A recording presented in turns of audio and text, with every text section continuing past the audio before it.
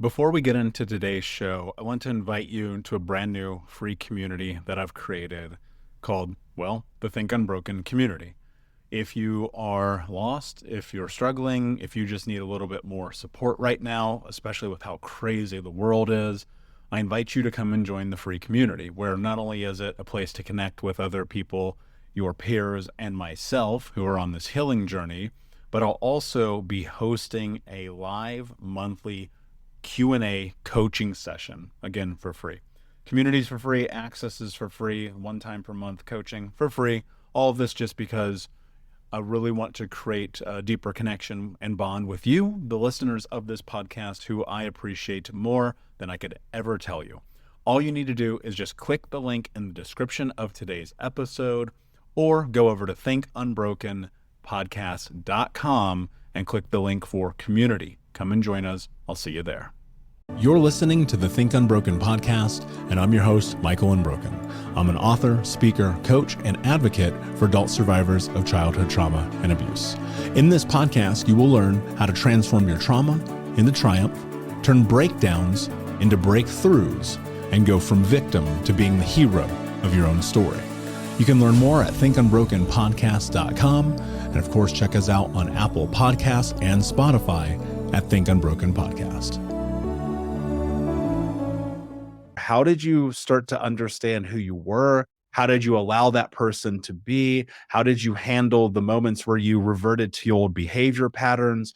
Like, what was that time period like for you as you're becoming this different version and shedding the skin of the person that you used to be?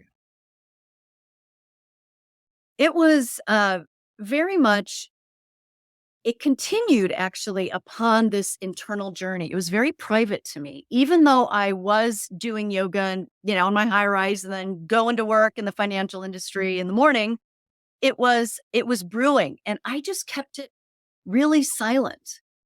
Every time I tried to share it, every time I tried to bring it up, it was ridiculed. It was made fun of. When I wanted to eat organic food, there was one Whole Foods on the west side of Chicago, and I was with my ex-husband at the time, and he was fine with it. He was up for it. We would go and we would come back, but I couldn't use the word past lives. Like if I read Shirley MacLaine's book or, too much about this natural stuff. But what also called me to that was my body, because I'm really sensitive. My body reacts to medicines in certain ways, and I was starting to get stomach issues. I remember going to the doctor and they're like, "Oh, here." And they hand me a bag of like acid blockers. And I literally said to the guy, just common sense in my mind, I'm like, I wasn't born with these. Why are you're saying I have to stay on these for the rest of my life? And then I ended up with cervical cancer, and they had to remove a good chunk of my cervix. And they're like, "Oh, you may not have children." And I had to go back like every 3 or 4 months to make sure it never came back, and it never did. But in that moment, I remember taking all of this that was building, and saying, you know what, I'm putting the patterns together, and there's a different holistic way to live. And I'm not going to be afraid of what is going on in my body. Why is it changing? And I ended up researching and finding out ways that I could make sure that cancer didn't come back by way of B vitamins, getting off the pill, like all these different ways. And I've never had a problem since. Went on to have 2 kids in my late 30s, early 40s, very easily, knock on wood. And so it was like my body was asking me to shift into a holistic way of living. My soul needed it. And before you knew it, all the information that I was taking in just kind of bursted open, and I could no longer show up to work every day and pretend like it was okay for me. I remember having this moment where I sat down with my 3 best friends at the time. This was heading into almost a decade ago now. We're very, very close to that window. And I had reached that point. You just used a great terminology. Like I had bursted open. I was like, I cannot be this person anymore. Right. And it was really an uprooting of all the things that I had known at the time. But when I made that choice and I made that decision, it was in a lot of ways, it felt like learning to love myself. right? This was really the first time I was like, I'm going to stand up for myself. I'm not going to be codependent. I'm not going to be a doormat. Most of this language I didn't have then, obviously. I was just like, I got to do something Right. differently. And I looked at that time period and I was like, okay, like how do you actually tap into this? Because a lot of people start the journey and they make it a day or a week or 6 months even. And then it's like, boom, they're ripped right back into that old identity, that old version of themselves. How did you continue to go forward into being you? It was interesting because I was going on this path quietly, not really knowing where it was going to take me, probably on some level hoping everything would stay as it was. And there were massive things that happened along the way that told me otherwise. There was my my ex-husband at the time wasn't showing up for me mentally, emotionally, just kind of like a revisiting of my childhood right there. We were having problems. And it wasn't until my father died and he decided he needed to go on, a golfing journey with his friends and bike riding journey and not show up that I finally said, I'm always there for his family. My father was such a sweet man. I mean, he was an alcoholic, but he had his struggles. And to not show up for him, and he died very, very quickly of cancer. And I said, you could do that to me, but you can't do that to him. And something in me again switched. So I needed something like that harsh to do it. And then on top of it, I was just then at that point, we had moved to California. And that shifted me hugely because I land in California. I'm like, what? Organic fast food restaurant? I'm like, oh my gosh, these are my people. Like things like this that were little parts of my life just started to feed me and call me even more. So I began to go to school in the evening for massage therapy and I became a Reiki practitioner, all while I was doing IPO trading for Solomon Smith Barney in the middle of the day, in the daytime. And then I decided, you know what? I've got to leave. I've got to leave this financial industry. I'm going to do it in October. And it was like February. I'm like, I was sensing that shifts were happening at work as well. So sure enough, like I bought the plane tickets. I paid for my schooling in Beijing and for traditional Chinese medicine for Twina. And I'm like, I just have to tell them between now and then. And within a month, they called me into the office and said, we have to let you go. They left my computer off because I could have made trades that would have totally messed them up. So they said, we have to let you go. And there is no reason. We're going to give you a check. We are going to pay for your insurance for the next year. And that was it. So it was almost like I had to build the life and I just really had to not look back. I had to almost like, if you build it, they will come type of a thing. And I built it. And then all of a sudden these things started to fall into place for me. And I'm not saying that happens to anybody all the time, but after my father died, I was getting at a point in my life where I was like, you know what? What am I doing? I was so unhappy where I was at. The marriage was off. The work was off. All of it was off. Yeah, it's such a difficult subject matter. And this is something I've shared publicly. This is well known. I've been on television shows and all kinds of things sharing this. I was molested by a woman who was in our church as a child. And part of me, as fucked up as it may sound, I'm like, before I took her to the hangman's noose, I'm like, I would love to understand what the fuck was happening in her life. Right. Right. That a grown woman would do that to an 8-year-old child. And you can't have that conversation. And people will say, well, you got to side with the victim. Well, I'm speaking from a victim perspective where I'm looking at this and I'm going, if we understood this, maybe we can solve the problem. But this is the same thing we continue to run into where it's like we're ignoring it and sweeping it under the rug until it comes to this giant explosion. And we saw that happen. I think about Me Too movement being a big catalyst of something like that. And it's like eventually it always comes out. But on the other side of it, you have these people who immediately, in which obviously I understand, want to demonize, hurt, kill, imprison, walk away and throw away the key on these people. But I'm like, probably happened to them. This is the thing. It's like the whole bullying thing. We want, you know what? There's this word in psychology, and this is the way I define it, so I hope I'm not wrong, because I've been saying it for years. Cognitive dissonance. Yeah, totally. And what it means is your poor old brain can't handle holding two opposing thoughts at the same time. So we want to pick a camp.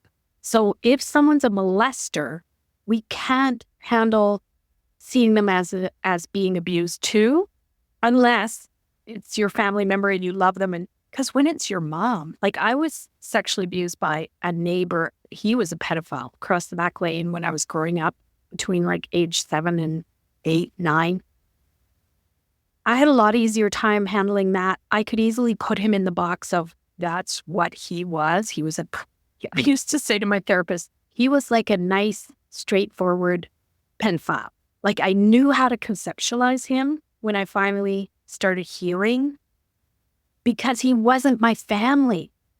But when it became, oh my God, my mom did this to me, or somebody maybe has a brother or someone I love her. To this day, I love her.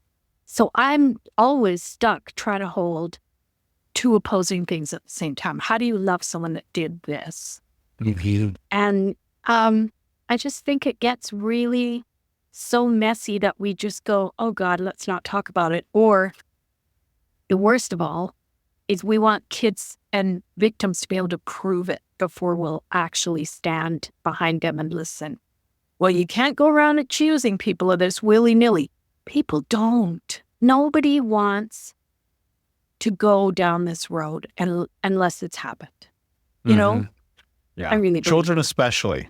Oh. I mean, children especially. Yeah. I would say for adults, it's a little bit different. I think a lot of people are guilty before proven innocent, but children don't, generally speaking, just pull this out of a hat. There's something here. You know, I think that a part of the difficulty in having these conversations, even in the space of a therapeutic or coaching setting, is that people feel a tremendous amount of shame and guilt. And I am one of those people. Well, let me rephrase that. I was one of those people when I first started this journey and I was like, okay, I'm going to tell the truth about this. It probably took me 2 years therapy before I opened up. You know, and it was one of those things where it was I was embarrassed because for whatever reason, the stigma or shame gets attached to it about your self-worth, about who you are, about what it is that you represent as a human being, that you're not lovable. Or if you go down the path that I went, you become hyper promiscuous. Like I'm fucking everybody who's alive. Like it's a whole thing, right? It's a dark, dark, dark place to be. And then I realized like, you can only see light by walking through the darkness. And I had to sit and have these unbelievably painful conversations. If somebody is like beginning this journey and they're having some aha moments and they're thinking to themselves, you know, that did happen with my uncle, that happened with my dad, that happened with my mom or my sister, or that happened with in any capacity, or maybe this was a thing and I remember mom did that, but dad did this, and they're not sure. And they sit across from you in this therapeutic setting. Where do you open up the space to talk about this? Because I think that this is one of those really dark realities that keeps people from their full potential, that keeps them from love, from happiness, from relationships, from real, true, genuine connection. How do we open up that space as practitioners and professionals here? Do we open up the space? Well, is it the client's responsibility? And then if I'm sitting here and I'm a client and I'm like, I want to deal with this, but I'm terrified. Where do I start? Yeah. Yes, you're asking such great questions of it. Because what I've noticed, I've worked in lots of different settings, and what I've noticed is we rarely ask this question. And when we do, we expect that clients come in with conscious awareness and know why they're in therapy and know what they want to work on and know that, tick the box. Have you ever been sexually abused as a child? It's on the intake form. They said, no, we don't need to go there. That is so not my experience. My experience is that people need to feel safe. And, the whole thing about shame and guilt lends itself well to denial, which I thought meant I was pretending not to know when I really did know. It wasn't until I came out of my own amnesia about what happened with my mom that I realized it's that old saying, denial is don't even know I am lying. I didn't even know. So I think we lost our way a little bit with not attending to the unconscious enough anymore in therapy. We want it all to be this, think a different thought and you'll be cured. Like, if people could do their healing work from their conscious awareness, they would do it. Everybody wants to be able to look after themselves. But the truth is, I find that people need to be asked more than one time at more than one place in the process, where do you think this came from? Had anything ever happened to you? Why do you think you're reacting this way to this? Have you ever considered? And it's a dance. Like, I don't say to people, I know you were sexually abused, I can tell, because who am I to say that? But a lot of therapists, I think, nowadays are afraid to ask the question. It's more the impact of the theft of our identity. And if you're having that negatively reinforced, I mean, you go look at something like Maslow's hierarchy of needs, the safety of the physical body is first and foremost predominant as you go up that scale to get to this place of ultimate, self-actualization. And if you don't feel safe within yourself, you can never go into the world with autonomy. No. And also, I think that really truly discovering ourselves happens in true community. And when we're trying to control other people, that's not community. That's control. That's an abusive environment. That's not real community. Real community is understanding what relationship is and understanding what it requires and showing up in ethical relationship with the people around us. That's what's meant to support us as we grow and learn as children. But that's not what showed up for me, and that's not what showed up for you either. So I think, for me, I had to, like, in my self-discovery, also figure out like what relationship is and what it requires, and find people who were safe for me to be around and not even be myself yet, just to discover what that meant, what questions I could ask, who I could become, what was possible for me, because curiosity is connected to all possibility, right? Because it's connected to all learning. And then as we learn, we discover what actually aligns with us, right? And then we're able to discover how we want to contribute to the world and our talents and our purpose and all of these things. But when your education and your understanding of the world is narrowed purposely, you're less likely to find your purpose. You're less likely to find that thing that ignites your soul. You don't even know it exists, right? And so there's like the killing off of your soul that happens because you're being forced to show up in the world in such narrow definitions. And it's excruciatingly harmful. And, I think a lot of my trauma really solidified as trauma because I didn't have the support to experience the pain. I didn't have the support around me to say, yes, this thing was painful. You have a right to be, hurt by it. And, I'm here to support you in healing from it. That's when it solidified as trauma for me, is not having the support I needed when I was harmed to actually work through it. Yeah, and I think that's true for probably anyone in those environments. And, as I've mentioned on the show before, I grew up in the Mormon church, which in its own right is a cult. And anyone who says otherwise, I'm more than happy to have an in-depth conversation with you. But the truth is, like, growing up in that, while the parlay of like growing up in the hood with drug addict, alcoholic, abusive parents, you really question everything. And I questioned God, religion, leadership at such a young age. And I found myself often being the kid who was getting kicked out of like Bible study and Sunday school because I was questioning and asking why. And the answer was never anything other than this is what we say, and so this is what it is. And as I think my contrarian nature probably came through that, because I've always wanted to understand for the sake of understanding, not just for the sake of asking the question. And then you end up in this place where, like you said, it kind of kills your soul. And what's so devastating about that is some people don't have the ability to recover that, not only because they don't have community but because forever they are indoctrinated into the idea like this is what life is. And here's the truth, and you know this, propaganda and indoctrination is the American way. And don't ever be confused about that. Absolutely. And you have to be open to the idea that at any given moment, you're being propositioned into a certain alignment of thinking. Yes. And whatever it is that you believe about the world, if you don't challenge it, and this is my opinion, if you do not challenge what the world is telling you the world is, you will forever be trapped. Yeah, it's about approaching the entire world, our entire lives with curiosity. It's about recognizing that there's another level. It's about recognizing there's a broader context that isn't necessarily being presented to you, because the person presenting you information, whatever that information may be, has a very specific reason for presenting the information they are the way they are. Even if they're telling you the story of their lived experience, they're telling you because they want you to draw certain conclusions. And that doesn't mean that everybody speaking to you has sinister intentions. That's not what I mean. But what I do mean is when we approach the world around us with curiosity, we're going to ask one or two questions deeper, and we're going to find way more information, and we're going to find that broader context.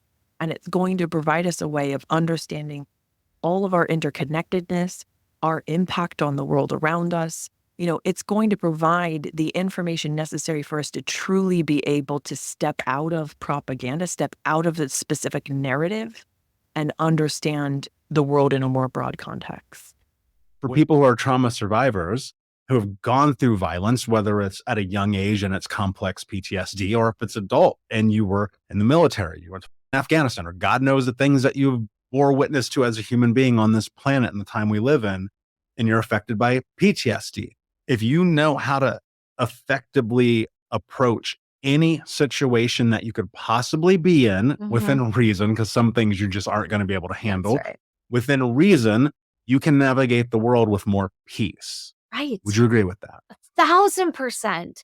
If people understood that the key to removing fear from your life is taking action and control, no one would be afraid to do anything. But we teach helicopter parenting, teach people that it's not safe.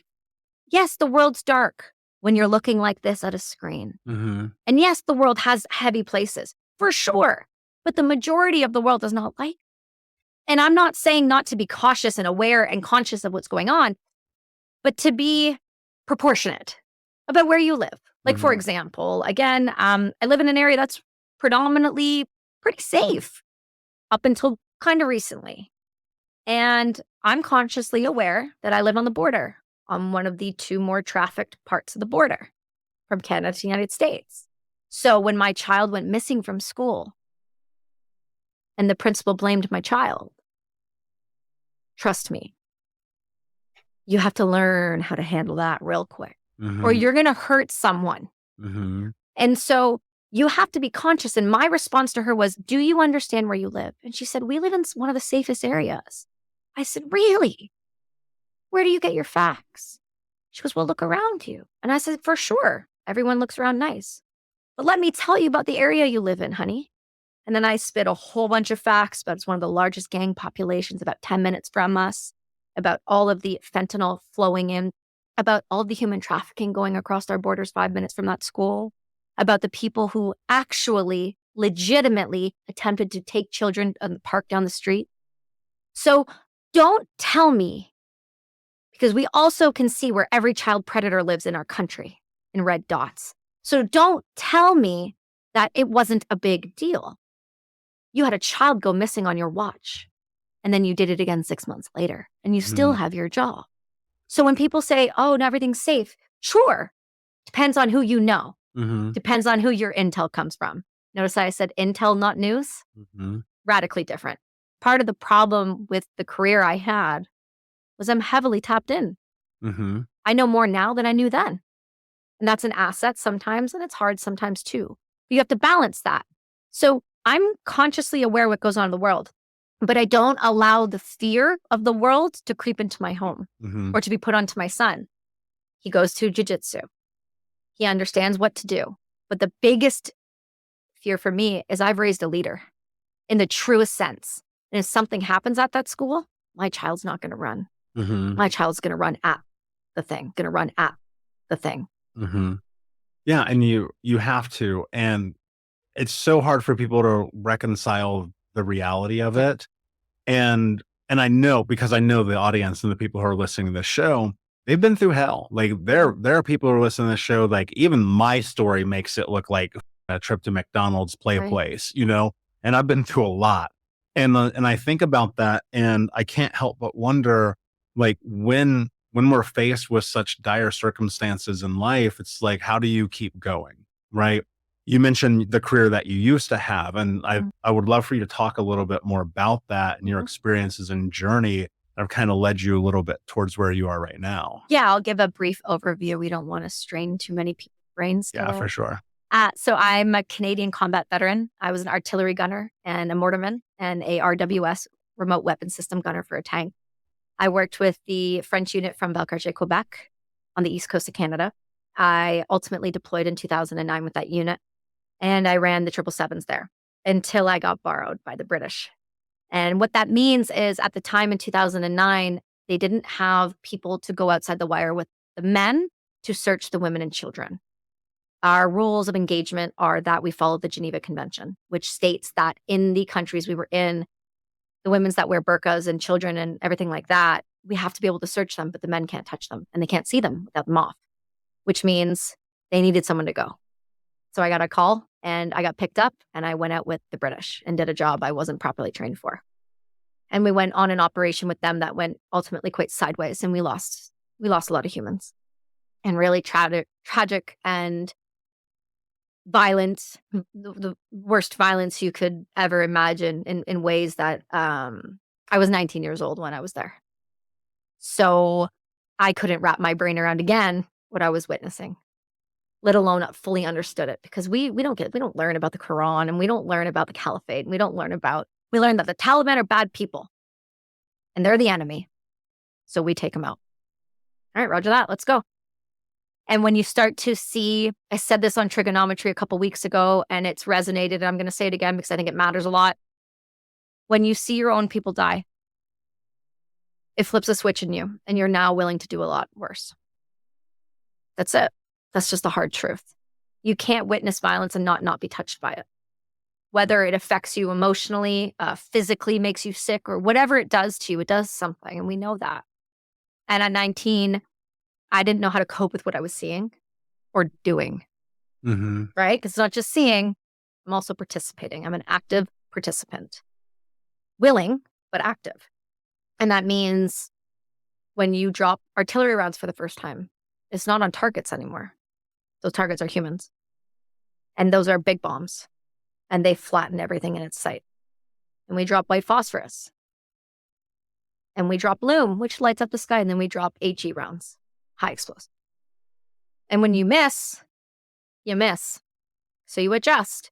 So when you start to realize that, yes, I was at a FOB for a little while and I didn't see everything up close, what caught me off guard is when I finally went outside the wire to do something I just wasn't prepared for. And that's when I saw it up front. And then I enacted the same level of violence. And a lot of people came back and said, well, you were in a FOB the whole time. No, I wasn't. I was stacking on doors and I was running and I was gunning and I was putting women and kids in rooms and I was zap strapping them and watching them scream and searching them while they scream for their mothers. So I understand what violence looks like and smells like and feels like. And what I realized from that was that it was a gift. It was a gift to be able to experience the full extremes of war. It was a gift in the sense that I would not be who I am now. It gave me something to overcome. It gave me something to beat. It gave me a purpose and a mission again. And that was to save myself, to walk away from the war, even though I had been diagnosed in the country and I was put on 11 different pharmaceutical drugs while I was in the country running the machine guns. When they told me I was useless and it would be easier if I died, and they sent me back alone and no one called ever again, I realized that the world is a hard place. But I realized it young enough that I had enough time to work through it. And because I was raised properly, I didn't quit, even though I wanted to die every day. Thank you so much for listening to Think Unbroken. Please share this episode with someone who could use it and help us move forward in our mission of ending generational trauma in our lifetime. And if you would, please take 5 seconds to pop on iTunes or Spotify, hit that 5-star, leave a review, and you can also reach out to us on social at Michael Unbroken or at Think Unbroken. And of course, you can check out our YouTube channel at Think Unbroken. Thank you for being a part of Unbroken Nation, my friends, and until next time, be unbroken.